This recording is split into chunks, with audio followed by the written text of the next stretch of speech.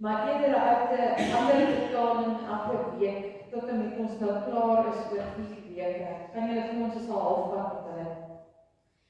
'n ander vertaling vanoggend sin is die 2020 vertaling wat ons lees. Gelukkig is die armes van gees, want aan hulle behoort die koninkryk van die hemel. Gelukkig is die wat treur, want hulle sal vertroos word. Gelukkig is die sagmoediges, want hulle sal die aarde erf. Gelukkig is die wat honger en dors na geregtigheid, want hulle sal versadig word. Gelukkig is die barmhartiges, want hulle sal barmhartigheid ontvang. Gelukkig is die wat suiwer van hart is, want hulle sal God sien. Gelukkig is die vredemakers, want hulle sal kinders van God genoem word. Gelukkig is die wat vervolg word ter wille van geregtigheid, want aan hulle behoort die koninkryk van die hemel. Gelukkig is julle, wanneer mense julle om my ontwil beledig en vervolg en vals beskuldig en alles wat sleg is. Wees bly en jubel, omdat julle beloning groot is in die hemel. Hulle het immers die profete voor julle net so vervolg. Ons het vir mekaar gesê, die woord saligheid, makarios is die woord in die Grieks, is 'n bietjie moeilik om te vat. Die vertaling is 'n bietjie 'n mengelmoes van gelukkig, salig, geseënd, bevoorreg, nee?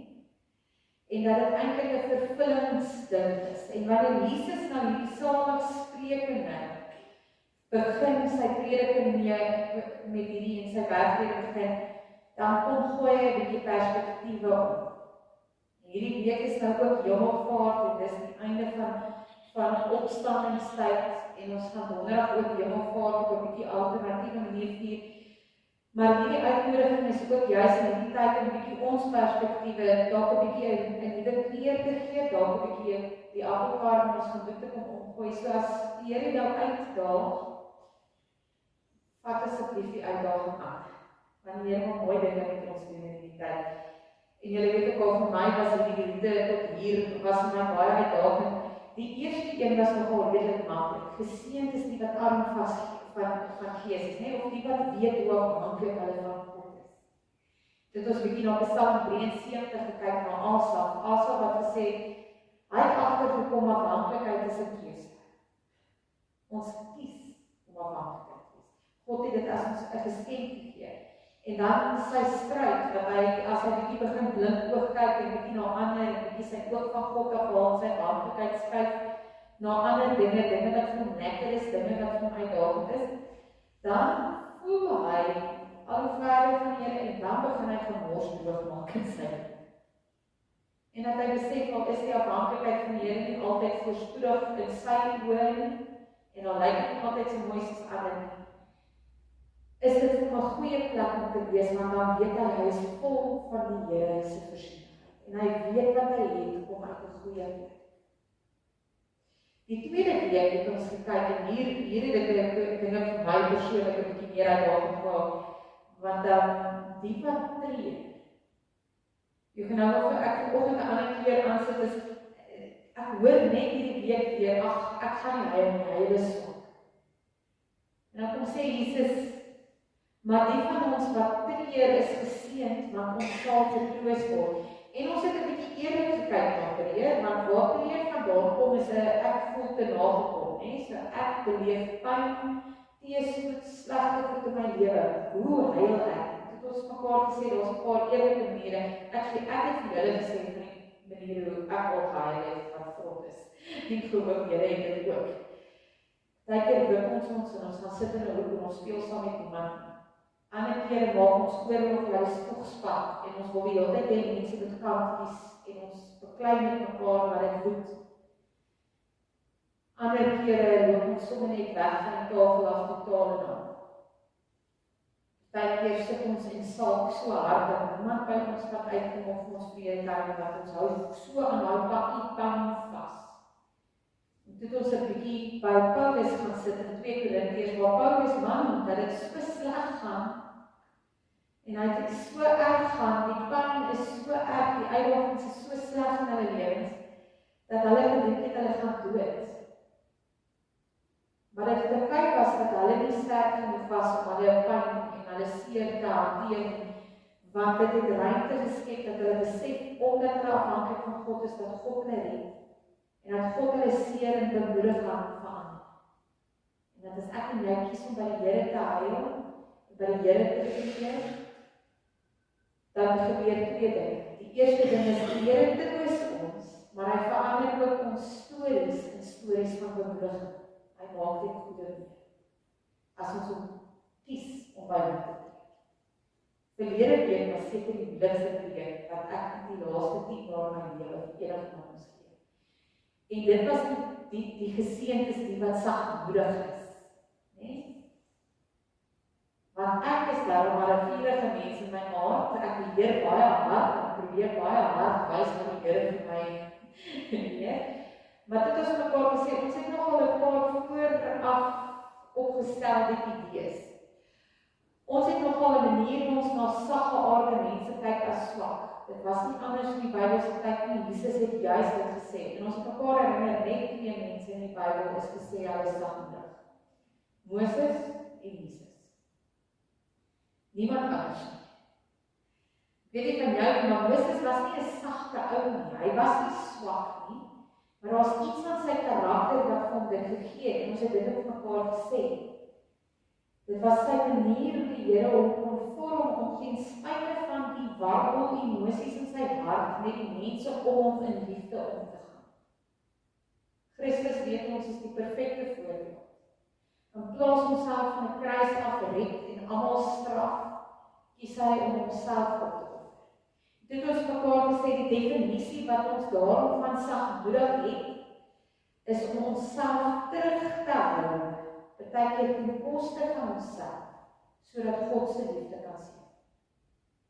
Spreuke het ons gehou. Spreuke 26 wat sê, 'n sagte woord is soos heuning vir die siel, dit maak gebeentes hier. Sodat wanneer ons weet ons waar asem en ons hou bietjie ons woede, emosies en ons hou skerp, kras, aanvallende manier terug, dan kan ons 2-3 minute later steeds sê wat gesê moet word en steeds op ons waarheid staan, maar ons kan mense saamvat en deel maak. Die teks was Levitikus, daai moenie haatdraand wees nie, moenie wrokke hou nie, moenie mekaar se sondes teen mekaar hou nie. Vers 16-17-8. Vanoggend gaan vreemd wees, want ek gaan nie eers die teks wat noodwendig blyk om hier te pas nie gebruik en van die Here werk op interessante maniere. Vanoggend is ons by geseënd is die wat honger en dors na geregtigheid, of na wat reg is, of na wat behoort te wees, want hulle sal versaak. Gewoonlik is dit nou hier waar die teks verduidelik en gaan dit opdoen, maar ek wil net eers begin by, wie was al regtig honger? Soos 2-3 dae nie geëet nie honger. Ek was al, ek is nie baie eklik, julle kan my luister nie. Ek is nie baie goed met honger nie.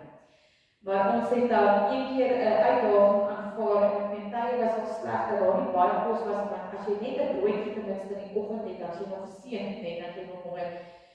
Maar ek is in Stellenbosch op 'n stadium en die kerk daag ons uit en sê, hulle wil hê ons moet kom opsaai. Dis 'n vrywillige uitpassing, daar's baie mense in Stellenbosch die dorp wat baie arm is, straatmense.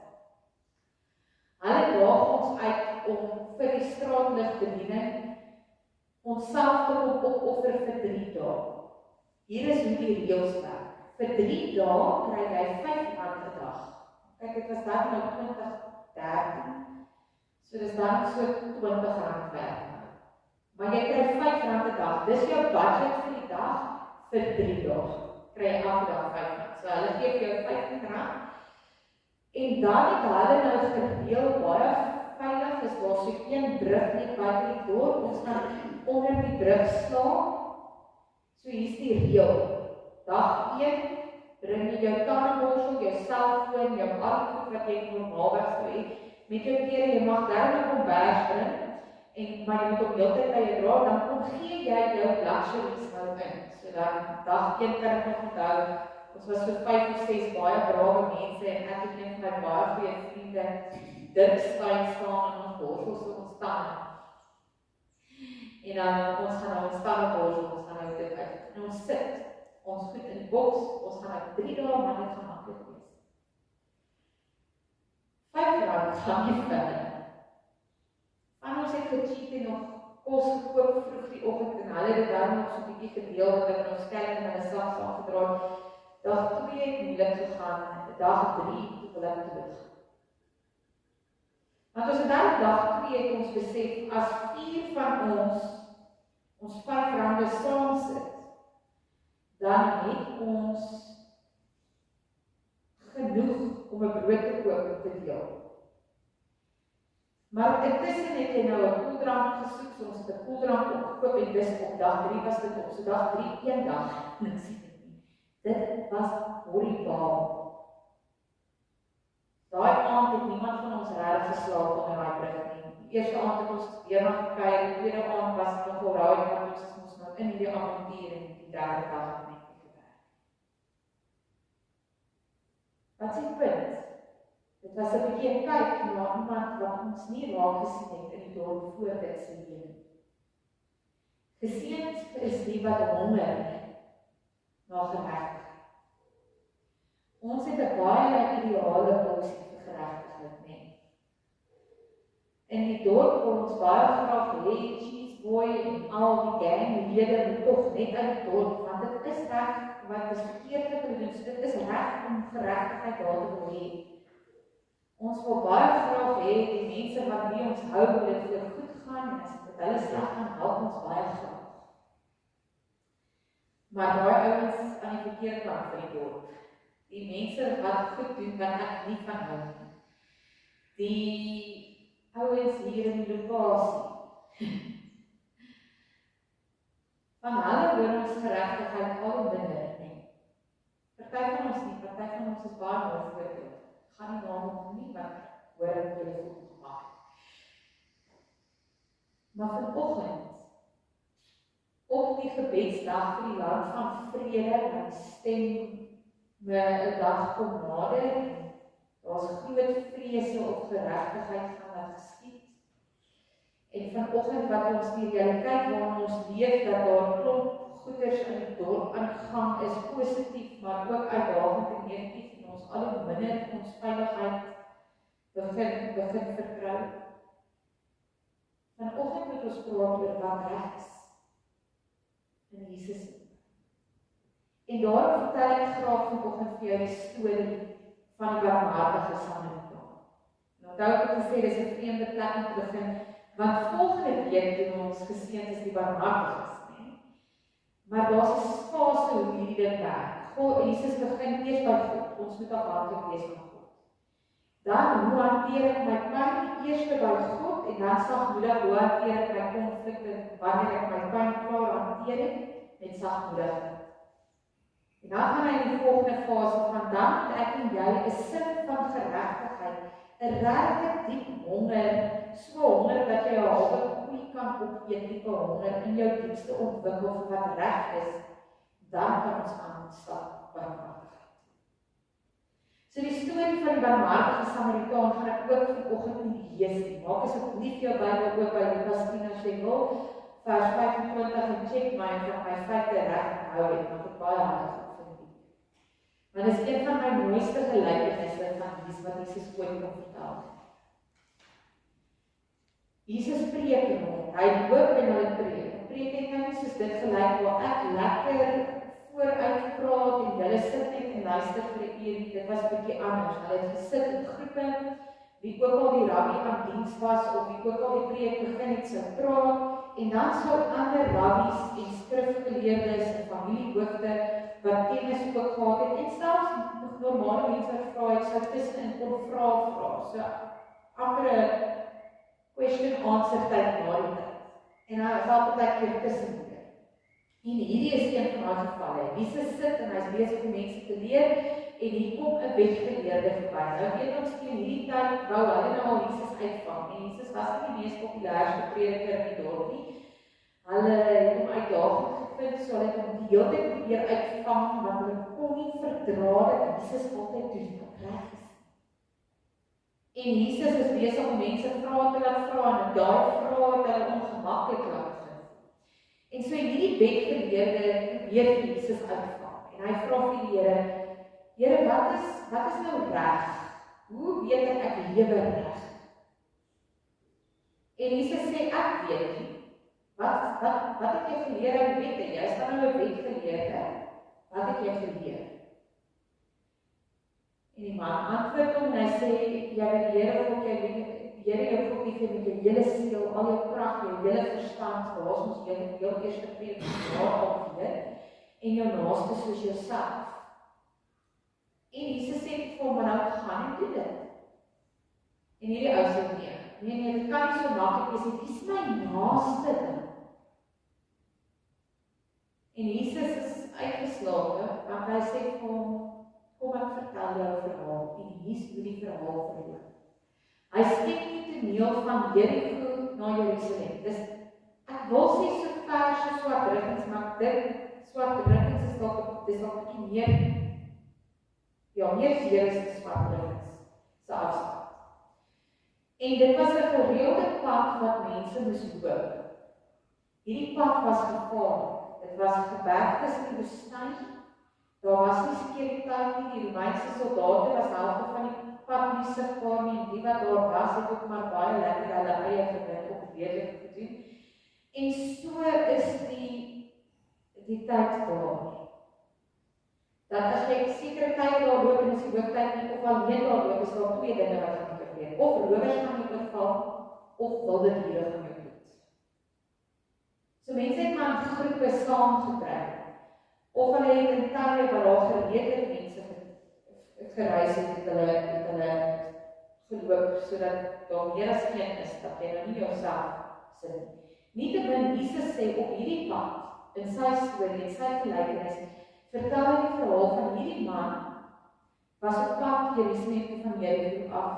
Die een of ander rede is hy alleen, en hy is oorval deur rowers. Hy is beroof en geslaan tot amper dood. En toe die rowers wag. Dan sê hy, daar's 3 karakters wat hy in hierdie storie sit, wie lê die man nou langs die pad. En daar's 3 mense wat verbykom, oog op wat jy sê. Die eerste een is 'n priester. Die priesters is belangrik, want hulle is die morele kompas. Hulle sê vir die mense wat geestelik reg en verkeerd is. Met ander woorde, hoe ons lewe nou mooi en vroom moet lyk. Die priester loop verby en hy sien die man en hy gee pad. En hy maak seker dat hy ver langs verby loop. Hy was seker nie bloed op sy kleed kry nie, dalk was hy op pad tempel toe, dalk was hy haastig, ek weet nie wat hy is nie. Maar Jesus sê, die priester vermy die man. Nou kom daar nog 'n tweede karakter op die toneel, en hierdie een skets Jesus as 'n leviet. Nou die leviete is belangrik hoekom hy hulle gekies het, want dit was hulle prokureurs, hulle wetgeleerdes. Dieselfde soos die ou wat hom nou die vraag gevra. Want hierdie wetgeleerdes is nie net hulle spesiale wetgeleerdes, hulle is generasies deur, al die pad tot by Jakob. Die leviete was die ouens wat gebore is van leviete en hulle het die wette opgepas en hulle plig was om die wette op te pas en seker te maak die mense volg die wette. En weer een sê Jesus, hierdie ou wat die wette ken en wat van beter weet, sien die ou langs die pad lê en hy loop hom ver langs verby. En dan sê Jesus, daar's 'n derde karakter wat op hierdie toneel afkom. En hy gebruik die keuse van 'n Samaritaan. Nou wie sê kom 'n Samaritaan so 'n skokkende vergelyking was. In die ballingskap is van die Israeliete weggevoer en van hulle oorgekom. Jare later toe die ander terugkom uit ballingskap is, toe Esra en Nehemia gedoen het die Februarie maand het ons daaroor gepraat, so ek herinner ons net weer daaraan. Toe het hierdie mense wat agtergebly het in hierdie Samaria-streek al begin uitbaster met ander volke en hulle het al ophou tempeldiens doen en hulle lewens het nie gelyk soos ouens wat dan eens op 'n tyd die volk van God was.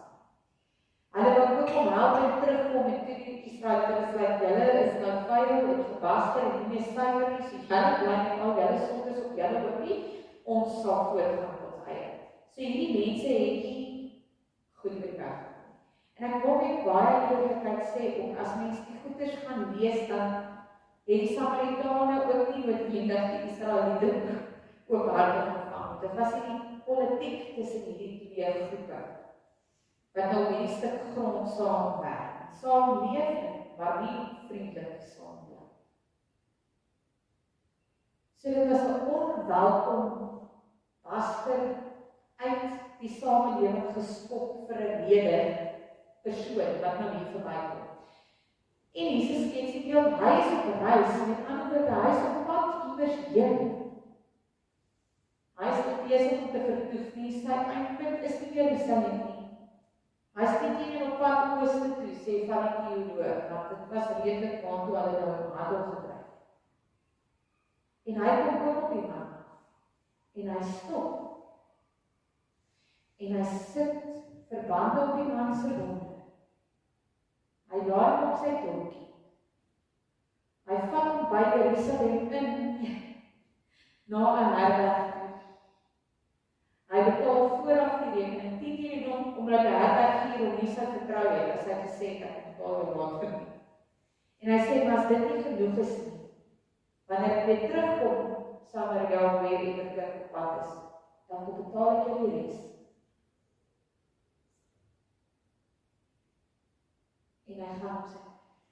En dan vra Jesus die vraag, wie is jou naaste dan in die wetgeleerde, ek kan in my geestesoogpunt redelijk dink ek in die tyd wat hy het verhoor, sê die naaste is die ou wat aan medelee bewys het, en dan sê Jesus, gaan doen jy ook so.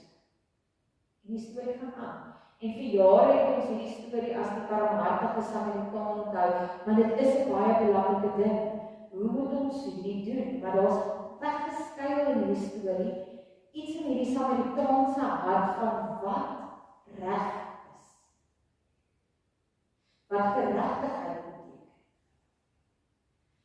Want sien, die ouens wat geweet het, en die ouens wat die reëls geken het, en wat die geestelike kapasiteit gehad het om te verstaan, het al baie keer 'n bietjie in hulle harte hulle reg en verkeerde kompas verdra. Die priesters en die leviete en die skrifgeleerdes en die wetgeleerdes het al begin 'n bietjie hulle eie persoonlike politiek in God se idee van reg en verkeerd inskryf. En ek sê dit skaamteloos, maar met versigtigheid, dat nie almal was nie, maar hulle het, daar's bewyse daarvan. En ek wonder baie keer of die eerste uitnodiging nie dalk is vir my, dalk vir jou ook, dat ons nie begin reg inskryf in die boksie wat my pas. Dis reg dat ek vir geregtigheid vat as dit vir my pas. Dis reg as dit vir my veilig hou en my ma en my pa en Rodepoort veilig hou en vir die mense hier op Marito wat ek baie verlief is veilig hou, maar die mense wat my bietjie sleg behandel, ek weet nie of ek so altyd so nice met hulle gaan wees nie. Of die ouens wat met my verskil op bring ek koekkerk of nie, en of die ouens wat nou nie meer van my hou nie, en eerder by die ander dominee in die dorp, of by die ander pastoor in die dorp gaan kuier, of ek vir hulle missionaris is. Dan nog 'n treetjie verder, weet ek nie of die ander kleurig is. My werkers is nog een, en hulle is my werkers, ek vertrou hulle, maar daai ander mens, ken hulle nie, hoeveel ek vertrou van hulle. Sê vir die Samaritaan, het dit nie gegaan oor wie die man, want Jesus sê nie vir ons wie die man daar was nie. Ons kan raai dat hy dood was, omdat hy na die herberg gevat het in Jerusalem, maar ons het nie bewyse daarvoor. Was net 'n man. Maar vir die Samaritaan het dit nie gegaan oor wie die ouens is wat ek reg doen nie. Dit het in sy hart gegaan oor wat is die regte ding om te doen wanneer ek iemand langs die pad kry wat stikkend, bebloed, te nagekom seergemaak is. En in sy hart was wat reg is om te help. Die uitnodiging is nie om te kyk wie pas in my boksie sodat ek nice is met hulle nie. Almal doen dit. Die uitnodiging is in my en jou hart om 'n perspektief van wat geregtig en reg is vir almal wat ons teen. Dis 'n moeilike uitdaging, sê jy. Dis 'n baie moeilike boodskap. Maar dis wat Jesus van die mense wat voor hom vra. Is jy so honger en dors na jou hart en jou hart, na wat geregtigheid vir God is, wat reg is in die oë van die Here, dat jy verby die boksies van gedrag, verby die boksies van kleur, verby die boksies van stem ooreen met wat ek dink is goed en reg, kyk en uitreik en help vir wat reg is. En dan weer eens, soos wat Jesus met al sy gelykenisse maak, gee hy vir my die keuse. En sê die keuse is jou. wat die Here hierdie week met jou maak, in terme van dit, is ook jou storie saam. Ek sluit dit.